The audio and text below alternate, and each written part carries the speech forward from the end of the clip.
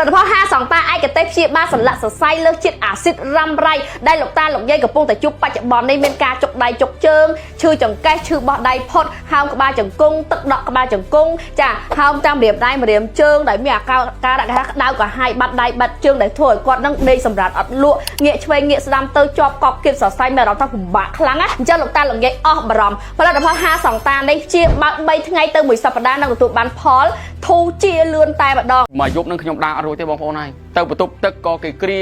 ទៅណាក៏គេគ្រាដូចមនុស្សពិការជើងអញ្ចឹងបាទឈឺកជើងសន្លាក់កន្លែងភ្នែកកូននឹងហើមស្ពុលតែម្ដង52តានេះពិតជាមានគុណភាពល្អណាស់ខ្ញុំបានប្រើប្រាស់រួចហើយកែណា52តាហ្នឹងខ្ញុំហូបទៅដឹងតែជាហ្មងគូខ្ញុំហើមដើរចង់រួចហ្មងនេះហើមតាមសន្លាក់ដៃសន្លាក់ជើងហ្នឹងគឺខ្ញុំបានប្រើរយៈពេលតែ3ថ្ងៃទៅមួយសប្តាហ៍ជារបស់គេមែនជាងជាយកមែនទៅលេងក៏លាក់ដៃលេងដើររួចបានសពបានវែង